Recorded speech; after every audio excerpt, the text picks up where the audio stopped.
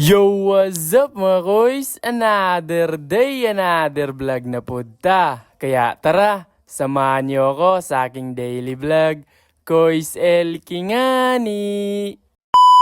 Yung mga koys, ngayong araw nga pala ay pupunta tayo ng CPSC para doon matutulog. Diba, biyernes ngayon, tas Sabado na bukas, so dapat doon tayo matutulog sa campus. At syempre, instruction din nila na kung sino yung malalayo ay pwedeng matulog sa campus. Dito nga ay nagbis na tayo kasi 1pm kami aalis. Hinanda ko na nga lahat yung mga gamit ko na dadali natin para hindi na tayo pabalik-balik. Sobrang layo pa naman ng bahay natin. Parang lalayas ng bahay ah. May punong bag, tas may eco bag pang bitbit. Syempre andito na mga patig at extra t-shirt at combat boots. At syempre yung gilisot natin, hindi dapat natin kalimutan. Kanina pa to natapos, batang 12. Grabe kung wala sila mama, tita at kapatid ko, hindi pa to tapos. Aray ko. Yung pinsan ko ay hinatid ng kapatid niya. Tas ako, ihahatid ni papa. Kasi hindi kasi kasya kung dalawa kami. Maraming dalang gamit. Sumasayad pa nga dito yung gilisot natin sa daan. Mataas kasi. At dito dumaan muna kami sa Marina Printing Shop para magpa-print ng parent consent.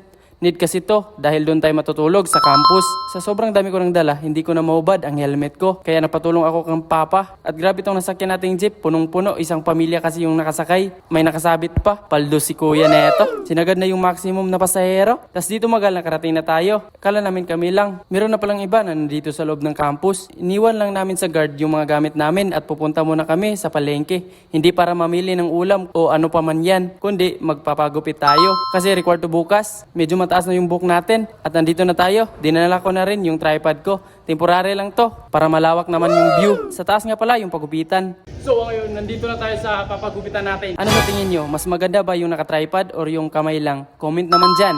Madami namang pagupitan dito, pero dito kami magpapagupit sa may aircon para malamig. Ang dami na nga naghihintay dito. Muntik pang tumama yung camera natin sa ilaw. Aray ko. Tas ako na yung magpapagupit. Yung pinsan ko susunod na sa akin. At yung ipapagupit natin ay yung palagi natin pinapagupit. Kalbo na naman tayo. Sheesh! 90 pesos nga pala yung gupit nila dito. At pagkatapos itong magpagupit ay bumili muna kami ng tinapay. Umuulan na pala paglabas namin. Hindi kasi kita doon sa pinapagupitan natin na umuulan na pala. At dito, bibili muna tayo ng pangulam namin mamaya kasi kanin lang yung dala namin. At pupunta muna tayo sa gymnasium at ang ganda na dito sa labas. Ito yung finish line. Tapos papasok na kami. Andito rin yung kapatid ng papa ko. Kasali kasi sila ng pinsan ko sa Ironman 50x50 ngayong linggo. Kaya pinapunta sila dito para kunin yung mga t-shirt at gagamitin nila para sa paparating na Ironman 50x50. At dito sa loob may mga t-shirt, cup, lotion at iba pa na binibenta nila. Andito rin sila Gov XJ at Kong JJ. Ito nga pala yung kinuha nila. Kayo baka gusto nyo bumili dito ng mga t-shirt at cup na 50x50. Sobrang ganda pa pero may kamahalan lang.